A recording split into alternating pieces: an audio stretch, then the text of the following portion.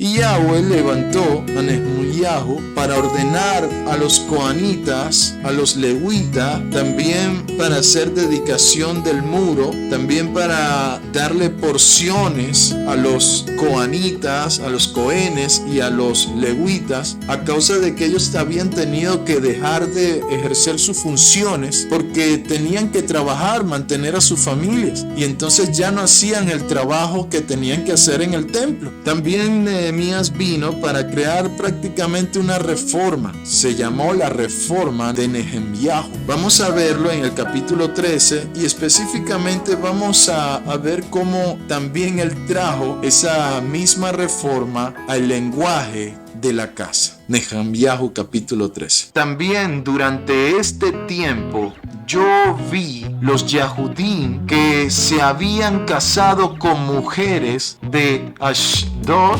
Amón y Moab, y sus hijos que hablaban la mitad en el idioma de Ashdod y no podían hablar en el idioma que los Yahudim hablan, sino que solo en el idioma de cada pueblo. Nehemías, como un Melech Kohanim, él expresa también el desorden que había entre el pueblo de Israel aún en su lenguaje. O sea, ya no se estaba hablando netamente el hebreo, sino que habían absorbido las lenguas de Ashdod, de Amón y de Moab. Entonces, pudo observar que lo que estaba sucediendo es que se habían casado con mujeres de estos lugares, de Ashdod, de Amón y de Moab. Ustedes saben que la escritura, cuando habla acerca de mujeres, también está hablando acerca de religiones. Nehemías mira cómo el pueblo de Yahweh, y le entra el furor de Yahweh, el celo de Yahweh. ¿Qué es lo que pasa con ustedes que andan tan desordenados que aún han dejado de hablar el lenguaje apartado, el lenguaje Kadosh? ¿Qué haces tú hablando Hasdosh? ¿Qué haces tú hablando como los amonitas? ¿Qué hacen ustedes hablando como los moabitas? ¿Dónde está el lenguaje de la casa? Dice Nehemías, paso 25. Dice, luché contra ellos y los maldije. Wow. Nehemías, viniendo de parte de Yahweh, maldice a todos estos que se habían casado con Asdonitas, con Moabitas y Amonitas, porque habían perdido la actitud correcta.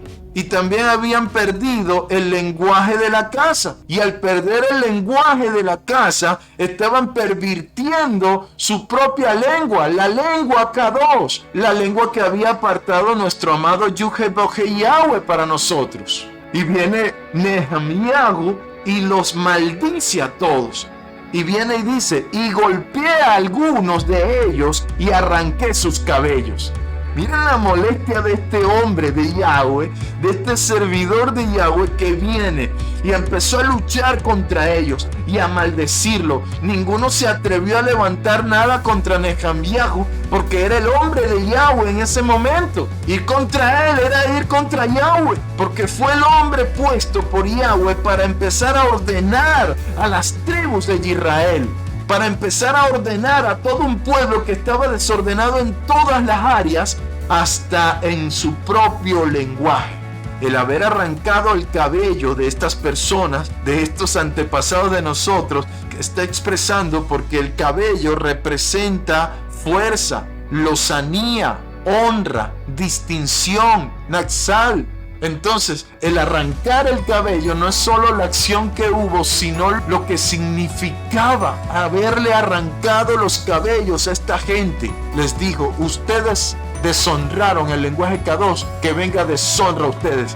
Y les arrancó el cabello. Este es un hombre aguerrido, este Nehemías, ¿eh? Le está citando esto Nehemías porque le está diciendo al pueblo, hey, ustedes son el pueblo escogido. Pero si ustedes deshonran a Yahweh casándose, tomando parentela con mujeres extranjeras, Yahweh no puede honrar a este pueblo, no puede honrar a un pueblo así.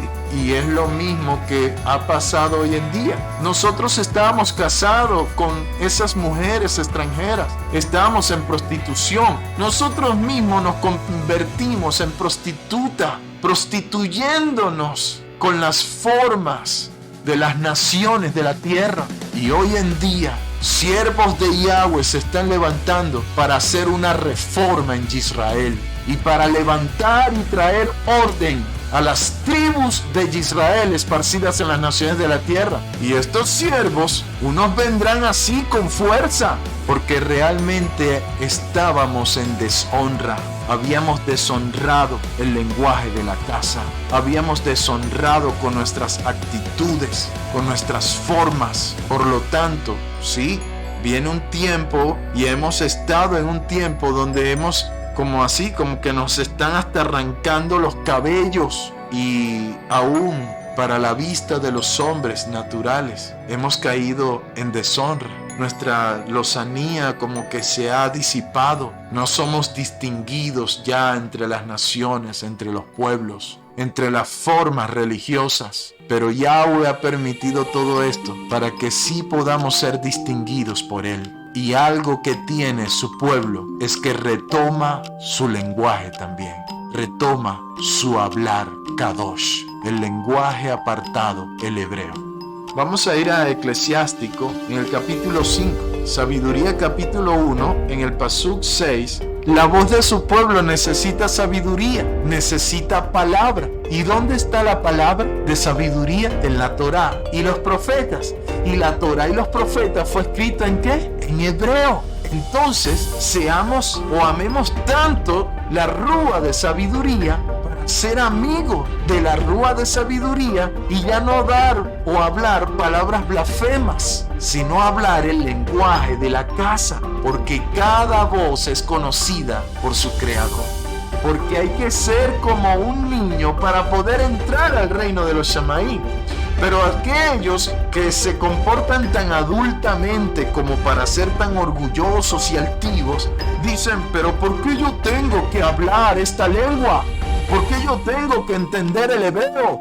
Ya yo aprendí así y así me muero. Así es, aprendiste así, te quedaste así y por tu altivez y tu orgullo te vas a morir así.